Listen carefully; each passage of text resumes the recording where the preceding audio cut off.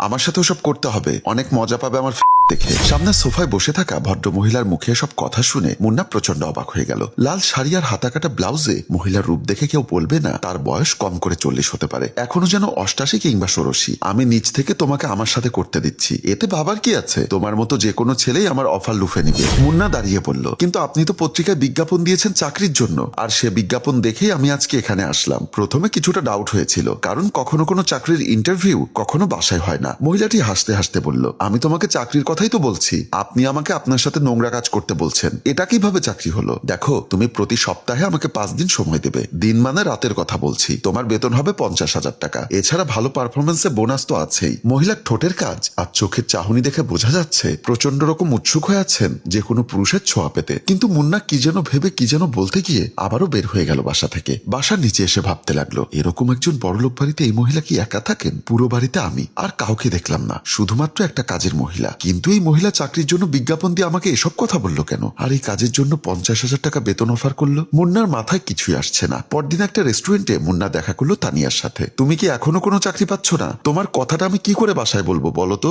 দেখো, আমি কিন্তু তোমাকে আবারও বলছি, আমাকে বিয়ের জন্য খুব চাপ দিচ্ছে। তাছাড়া তুমি বেকার বসে আছো আজকে 2 বছর। একটা যোগ্যতা সম্পন্ন মানুষ 2 বছরেও কিভাবে একটা ভালো চাকরি পায় না সেটা আমার বুঝে আসে না। আমি তো অনেক চেষ্টা করছি। হ্যাঁ, চেষ্টা করছো তো। আর এই কথাটা শুনে আসছি আমি আজকে 2 বছর ধরেই। আমার এসব ভালো লাগছে না। চাকরি পেলে আমাকে জানাবে, না হলে কিন্তু আমি যখন তখন বিয়ে করে ফেলবো। রাতের বেলা বিছানায় বসে মুন্না ভাবতে লাগলো, মাস্টার্স শেষ করেছে আজকে 2 বছর হয়ে গেল, কিন্তু এখনো পর্যন্ত একটা চাকরি কিছুতেই সে ম্যানেজ করতে পারছে না। তাছাড়া এ যুগে ঘুষ দেবার মতো ক্ষমতা তার নেই। এছাড়াও তার কোনো মামা খালু বা চাচা নেই যে তাকে অনায়াসে কোনো একটা ভালো চাকরি এনে দিবে। ভালো চাকরি সে তো অনেক দূর, একটা দারোয়ানের চাকরি পর্যন্ত পাচ্ছে না সে। তখনই হঠাৎ মনে পড়লো ওই মহিলার কথা। মোবাইলে বিজ্ঞাপন দেখে দ্রুত ছুটে গিয়েছিল সে, কিন্তু সেখানে গিয়ে ওই মহিলার এসব কথাবার্তা শুনতে হবে সেটা মুন্না ভাবতে পারেনি। মনে মনে ভাবতে লাগলো একবার ওই মহিলার কাজ করবে কিনা। যদি ওই মহিলার পোস্ট অফিসে রাজি হয় তাহলে মাসে 50,000 টাকা করে বেতন পাবে। এছাড়া ওই মহিলা একজন পুরুষকে যথেষ্ট পরিমাণ খুশি করতে সক্ষম, যদিও সেটা তার কোনো দরকার নেই, তার শুধু টাকাটাই দরকার।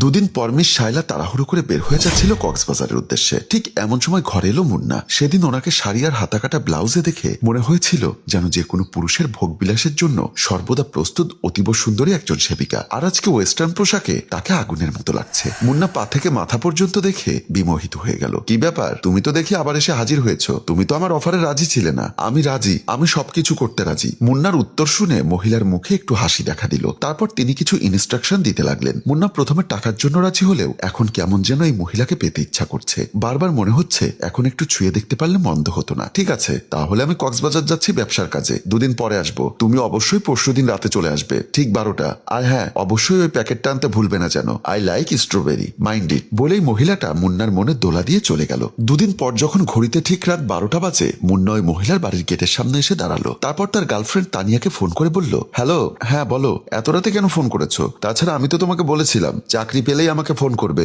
না হলে ফোন করবে না। মুন্না হাসি মুখে বলল, আমি চাকরি পেয়েই তোমাকে ফোন করেছি ডার্লিং। কি বলছো, তুমি সত্যি চাকরি পেয়েছো? হ্যাঁ। বেতন কত জিজ্ঞাসা করো? কত? 50,000 টাকা। ওয়াও, এটা তো দারুণ কথা। তাহলে তো আর কোনো সমস্যাই থাকলো না। এবার নিশ্চিন্তে আমি বাসায় তোমার কথা বলতে পারবো। আজকেই চাকরির প্রথম রাত। তানিয়া কিছুটা অবাক হয়ে বলল, রাত মানে?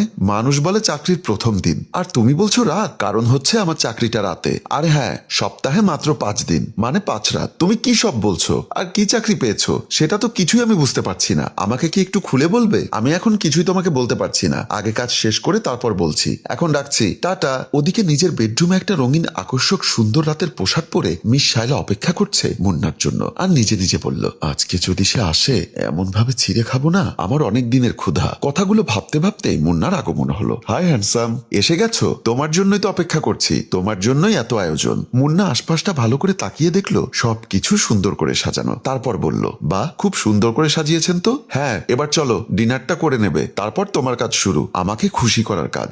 আমার এত ধৈর্য নেই। প্রথমে কাজটা টাকার জন্য করতে রাজি হয়েছি, কিন্তু এখন আপনাকে পাওয়ার জন্য আমার ভেতরে 160 কিলোমিটার বেগে তুফান বয়ে যাচ্ছে। অনেক কষ্টে হাতের কাজ না করে সাবধানে সবকিছু বাঁচিয়ে রেখেছি, আমি এখনই সবকিছু চাই। এই বলেই শাইলাকে টেনে ধরল মুন্না। তারপর দুজন দুজনের দিকে বিমোহিত চোখে তাকিয়ে একজন আরেকজনের মধ্যে হারিয়ে যাবার জন্য প্রস্তুত হলো। মুন্না যেই তার স্বাদ নিতে যাবে অমনি দেখলো সেই একই পোশাকে তার গার্লফ্রেন্ড তানিয়াকে ধরে আছে। চট করে ছেড়ে দিয়ে ভালো করে তাকিয়ে দেখলো সে মিস শাইলাকেই ধরেছিল। হয়তো তার চোখের ভুল। কি হলো? এসো। শাইলার আবেগময়ী আহ্বান মুন্নাকে আর সোজা হয়ে দাঁড়িয়ে থাকতে দিল না। মুন্না শাইলার হাত ধরে টেনে তাকে বিছানায় ধাক্কা মারলো। কি আশ্চর্য, বিছানায় পড়ার পর সে দেখতে পেল তানিয়া শুয়ে আছে। মুন্না ভালো করে চোখ কচলে আবারও খেয়াল করে দেখলো শাইলা শুয়ে আছে আর তাকে ডাকছে। তারপর সে একটা শয়তানের হাসি দিয়ে ঝাঁপিয়ে পড়তে যাবে, আবারও দেখলো একই পোশাকে তানিয়াই শুয়ে আছে। তারপর সে ছিটকে কিছুটা দূরে সরে গেল। না না, ভুল হচ্ছে, সবকিছু ভুল হচ্ছে, আমার কিছুই ঠিক লাগছে না। কি ব্যাপার, কি ভাবছো তুমি? এত কিছু ভুল হয়ে যাচ্ছে, সব উলট পালট হয়ে যাচ্ছে,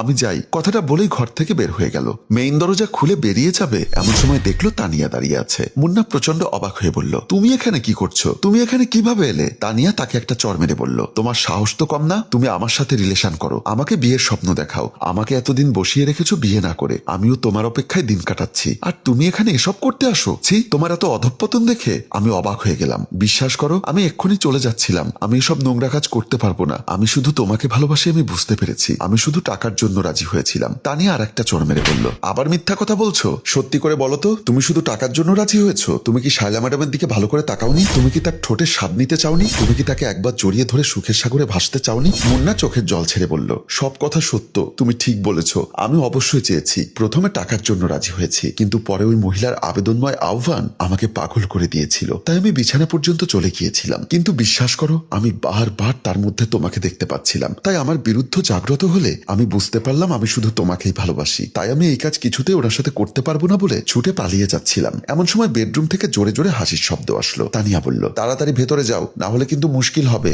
মানে? তানিয়া, তুমি আমাকে ভেতরে যেতে বলছো? এখন যদি ভেতরে না যাও তাহলে কিন্তু মুশকিল হবে বলে দিলাম। আমি সবাইকে সবকিছু বলে দিব, তুমি প্লিজ কাউকে কিচ্ছু বলো না। তাহলে যাও। বিছানায় বসে হাসতে লাগলো মিস শাইলা। কোথায় তুমি? আমাকে ফেলে কোথায় চলে গেলে? মুন্না এসে দাঁড়ালো, তার চোখ থেকে পানি গড়িয়ে পড়ছে। শাইলা তার হাত ধরে বলল, আমার সাথে করবে না? এতক্ষণ তো আমার সাথে করার জন্য ডিনার পর্যন্ত করলে না। মুন্না মহিলার পা ধরে বলল, আমাকে ক্ষমা করে দিন, আমি এসব করতে পারবো না। আমি বারবার আমার গার্লফ্রেন্ড তানিয়াকে দেখতে পাচ্ছি, ওকে খুব ভালোবাসি আমি, শুধুমাত্র টাকার মোহে এসব করতে এখানে চলে এসেছি। অবশ্য কিছুক্ষণের জন্য আমি আপনার রূপের মোহেও পড়েছিলাম, আমাকে ক্ষমা করুন, আমাকে যেতে দিন। তুমি হয়তো ভুলে যাচ্ছ আমি তোমাকে দিয়ে একটা কন্ট্রাক্ট সাইন করিয়েছি, যদি তুমি আজকে আমার সাথে সব না করো তাহলে কিন্তু আমি তোমাকে এক্ষুনি পুলিশে দিব। মুন্না চোখের জল মুছে বলল, যদি আমাকে আজকে জেলে যেতে হয় তাও যাব, কিন্তু আমি তানিয়াকে ঠকাতে পারবো না, আমার বিবেক আমাকে এই কাজ করতে দিচ্ছে না। ঠিক তখন ঘরে তানিয়া ঢুকে হাসতে লাগলো। দিলি তো মজাটা শেষ করে, কেন এখন হাসতে হবে? উফ আপু, বাদ দে না, দেখ ছেলেটা কাঁদতে কাঁদতে শেষ। তানিয়া মুন্নার চোখের জল মুছে দিয়ে কথাগুলো বলল, তুমি ওনাকে কিভাবে চিনো? আমি বলছি, আমার বোনের সাথে প্রেম করছো 2 বছর ধরে। আমি কিছুদিন আগে তোমাকে একটা জায়গায় আমার বোনের সাথে তোমাকে দেখে ফেলি, তুমি বেকার শুনে আমি প্রথমে রিজেক্ট করে দিলাম, কিন্তু আমার বোন তোমার প্রেমে এতটাই মজে গেছে তোমাকে ছাড়া নাকি কাউকে বিয়ে করবে না। যার হাতে আমার বোনকে তুলে দিব তাকে একটু যাচাই বাছাই করার লোভ সামলাতে পারলাম না, তাই বিজ্ঞাপন দিলাম চাকরির, আর সেটা আমার বোনকে দিয়ে তোমার কাছে পৌঁছালাম। তানিয়া আর তার বোন হাসতে লাগলো, আর মুন্নার চোখের জল মুছে বোকা বনে গেল। সম্মানিত ভিউয়ার্স, গল্পটি কেমন লাগলো অবশ্যই কমেন্ট করে জানাবেন।